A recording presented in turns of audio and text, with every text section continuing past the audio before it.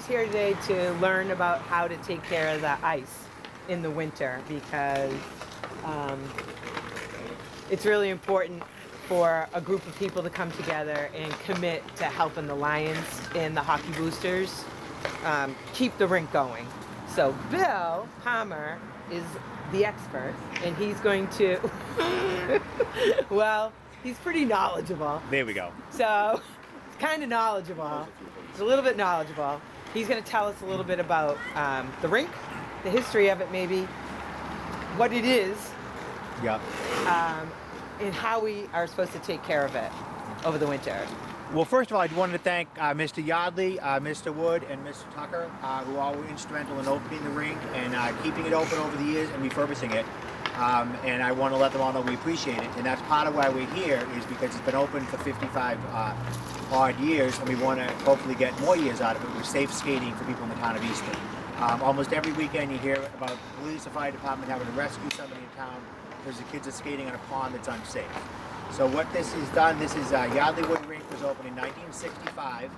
Believe it or not, it was opened in March, at the end of March, so it was cold enough back then to open a rink in March. But it was designed and largely built by the U.S. Army Corps of Engineers to be safe.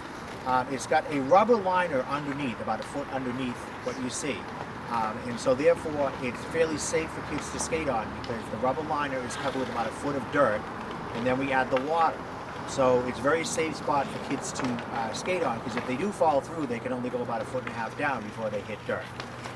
So that's the reason why it was designed, and that's where it's meant for. If you look out there now, you can see there's kids skating, even though it's about 45 degrees today, on a pond. You can see some soft spots over here. You see some water. If this was a pond, they'd be in danger of falling through. Whereas on here, if they come over and they fall in, they get wet skates, and then they go home with wet skates. So it's much safer. And basically what happened was we had trouble keeping it open over time because the people who ran the rink basically got older, and it's a lot of work. So we're encouraging people to try to help keep the rink open by helping out. A lot of people do a little bit of work, hopefully we can keep it open. A few things to know, I guess. One is that we add water in when we need to. It comes from the town. We have to add water in. It does cost money usually to add the water, so it costs a lot of money. So hopefully we get as much water as we can from rainfall. If it doesn't rain a lot, or if it's sunny a lot and evaporates, then that's a problem. So basically though, the other thing is that, I guess I'm rambling a bit here, but the biggest thing people need to know is that the surface has to stay intact. It's not a pond.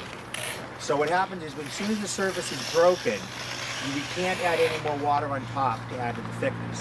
What happens if the surface stays frozen and it gets cold at night, we can turn water on. We have fire hoses provided by the fire department. We have a nifty nozzle here that sprays out the water, and we can add an eighth to a quarter of an inch of water on top. If we can do that 5 or 6, 7 nights, we can add another 2, 3, 4 inches on top. The more water we add, the less likely it is to melt. But the next question people have is that what happens when the sun comes out, because it's safe and so thin, the actual water, we can only add about a foot and a half. On a sunny day, if it gets warm, it melts. It's not like a pond where you can get 4, 5, 6 feet of ice. The most we can get is about a foot of ice. Occasionally we can get about a foot and a half. So we need people to make sure that they take everything off the ice when they finish. All the hockey stuff, all the bales of hay, the milk crates, the hockey nets, everything needs to be off the ice so that the surface stays smooth. Then when it gets cold out, it will just refreeze. Okay? So you take care of the adding the water. That'll be taken care of. We need to train a few more people too, because okay. it is cold weather out here. It gets cold at night. So obviously, if there's one person trying to add water, it takes a good 45 minutes to an hour to spray the whole ice, because you have to do a little bit at a time. So obviously, it's not a one-person job, because somebody's not going to come out here every night. So if we can get maybe 5 or 10 people to do it, what we used to do is one person takes Monday, one person does Tuesday. Then it makes it easy. Then you can keep adding water, okay. and it gets really, really thick, and then you're better off. The other thing I was just going to tell people is, I guess, is that there is a fireplace here that the town does not want us using. So it says without supervision, please don't start a forest fire on a rink. There's also some shovels here. We'll probably get more. Anytime it snows, we have to get the snow off as fast as we can. And don't leave snow on the ice. People shovel off their one little spot and they leave a snowbank. That does the same thing as breaking the surface. Then the sun hits it, it melts, and there's big grooves.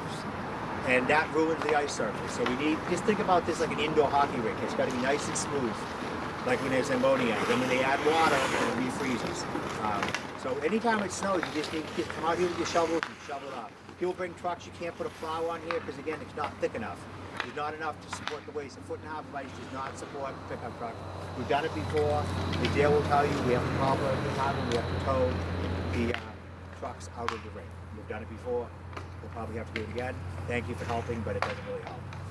So people should just, if it starts snowing out, people should just come down. Come down and get all the way off the ice. You can see over here now that people are pushing all the way to the side. Get it all the way off the rink and remove it from the ice. Don't skate on the ice if we don't open it. Oh, that's a good question. So there's a sign here that says open and closed. Yep. Who's operating that sign, and when will it say? There's a open little and- light switch in that shed. When it's safe, we turn it on and it says rink's open. Okay, so So- someone will be coming down and putting the light on to show that it's open. Yeah, I live Okay. like 6 houses down. Okay. So it's not. So someone is you. Right. Okay. Well, no, but we have to get more people too, because the Right. fan I is the know, same I'm as kidding. me. That Yeah. could happen at the end. There were only like 3 people taking care of it. Me, John Mallers, Ken Wood, I think Stan Borges and helps on a few people. But I can't come down every night. I got Right. kids, I got a life, Yeah, it gets cold I out. know. You Yeah. know. And then as far as the lights too, how are the lights being Right now, I operated? think there's one light here that's on a timer Okay. that comes on automatically. There's a timer in the booth. There used to be 3. That one fell down in one of the storms. Okay. I think we had better be replacement light somewhere, and I'm not sure what happened with that one. That one was, I but- don't know if that works or But not. long term, it would be nice if we could get the 3 lights back up, at least 2 of them back up. And they're on a timer. They are on a What timer. time do they go off at night when it's? I think they go off at like 10. Okay. I was just curious. Somebody asked the question. I didn't